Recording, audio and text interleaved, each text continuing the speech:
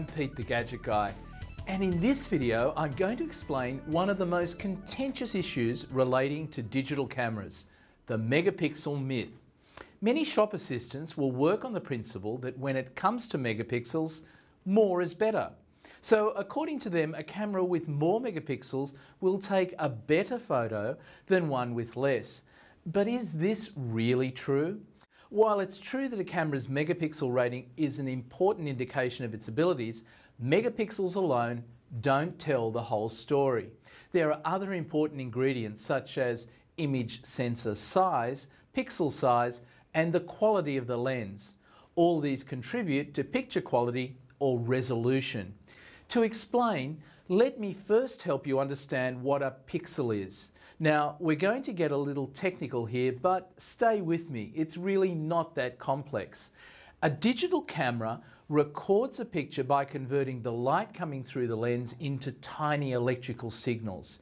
It does this by using millions of tiny light-sensitive pixels, which are arranged in a special grid pattern. Each individual pixel acts like a miniature light meter that registers the intensity of light hitting it and converts this into the electrical signal we mentioned earlier.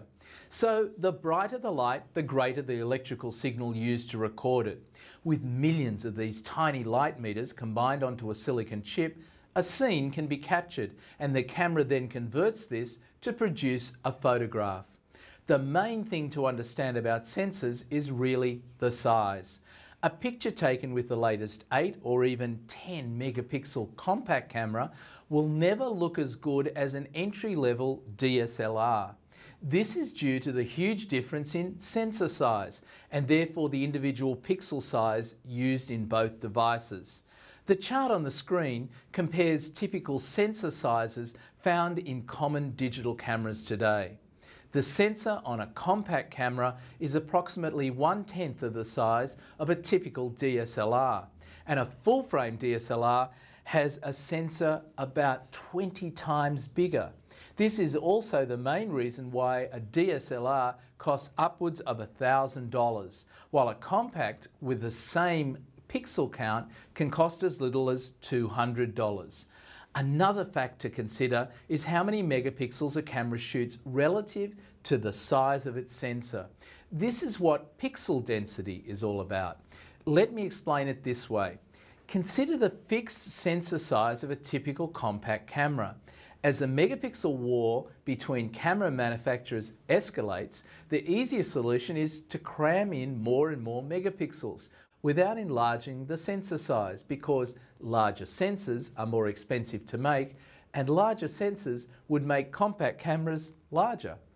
More megapixels on the same sensor size actually mean that the pixels need to be smaller, as the example on the screen demonstrates. Generally, sensors with smaller pixels tend to be less efficient. The smaller pixels are less sensitive to light and exhibit more of what is known as digital noise. This is the graininess you see in a picture when shooting in low light conditions. As DSLR cameras have larger sensors than those found in compact cameras, this means that they contain larger pixels. Also keep in mind that along with more pixels and larger sensors, DSLRs give you more lens options, which is another important factor when it comes to taking fantastic photos. Now, a little help in understanding sensor format size, because there are at least 3 types you need to consider when it comes to a digital SLR. The first is called full frame. These are high performance sensors which are the same size as 35mm film, measuring 36 by 24 millimeters. These are found in higher end cameras costing somewhere between $3,000 and $12,000. Next is APS-C. These sensors found in DSLRs are about the frame size of the old APS-C format film, which is around 15 by 22.5 millimeters for Canon and around 15.6 millimeters by 23.7 for Nikon and the other brands. And finally, there's a new format called 4/3. Both Olympus and Panasonic have designed their DSLR systems around the 4/3 format, which uses a 13.5 by 18 millimeter sensor. Not only is this 4/3 sensor smaller than the others, it also has a different aspect ratio. It's 3:4 compared to the more traditional 2:3 ratio. So when it comes to the megapixel myth, as a general rule of thumb, while more pixels sounds better, it's really a case of size matters when it comes to the individual pixels and their sensor. And remember other factors such as lens choice, low noise levels, good contrast, dynamic range, colour fidelity, and the quality of a camera's digital signal processing also have to be considered when assessing which camera to buy. For more than 150 years, photography has involved light, chemistry and darkrooms. Today, all that has changed, and while photography is still about light, the chemistry and darkrooms have been replaced by pixels and software that allows you to manipulate images. This makes the art of picture taking much more creative and so much more cheaper than with film. In a digital camera, analog film has been replaced by light-sensitive image sensors that converts light into electrical signals, which are then stored on the camera's memory card. If a digital camera's sensor is 24 by 36 millimeters in size, then it's said to have a full-frame sensor because it occupies the same area in the camera body as a traditional frame of 35 millimeter film. A digital camera's sensor size can vary enormously from one camera to the next and is often referred to by its crop factor. This is the number you use to find the 35 millimeter equivalent of any lens and sensor combination. If a sensor is full frame, then there's no crop factor. If the sensor is a crop sensor, then there is a crop factor. This means you must use a multiplication factor to determine what's known as the effective focal length for your particular camera and lens combination. Most digital SLRs have either a 1.5 or 1.6 times crop factor when compared to 35 millimeter film. So as an example, a 28 millimeter lens on a camera with a 1.5 times crop factor sensor would act like a 42 millimeter lens on a full-size sensor camera. If you take a photo with a larger sensor camera on a certain lens, it will show a larger area of the scene. If you then take a photo of the same scene from the same spot with the same lens but a smaller sensor, the camera will capture less of the scene. So when you fit a lens to a camera with the smaller sensor, the lens is often said to have a larger equivalent focal length. Sensor size is important when considering a camera, and both full frame and crop sensors have certain advantages and disadvantages in different situations.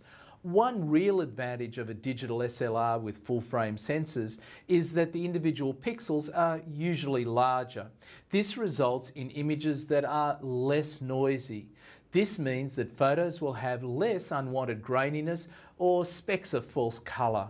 Also, full frame sensors have better image quality and give photographers more options when it comes to wide angle shooting for subjects like landscapes and architecture. Crop sensor cameras, on the other hand, utilise the central position of the image on the sensor, which is often sharper than the edges. Another good thing about crop sensor cameras and their lenses is that they're typically smaller and lighter. They're a good choice if you want nature, wildlife or macro photos, or need extra reach with long lens shots to maximise detail at greater distances. On the downside, crop sensor cameras with their greater depth of field don't allow for good blurred background shots with isolation of the subject. Another important factor with sensor size is ISO sensitivity, which used to be expressed as ASA with film cameras. Since digital cameras do not use film but have image sensors instead, an ISO equivalent is also usually given. ISO simply indicates how sensitive the image sensor is to the amount of light present. The higher the ISO rating, the more sensitive the image sensor, and the better suited to take pictures in low light situations.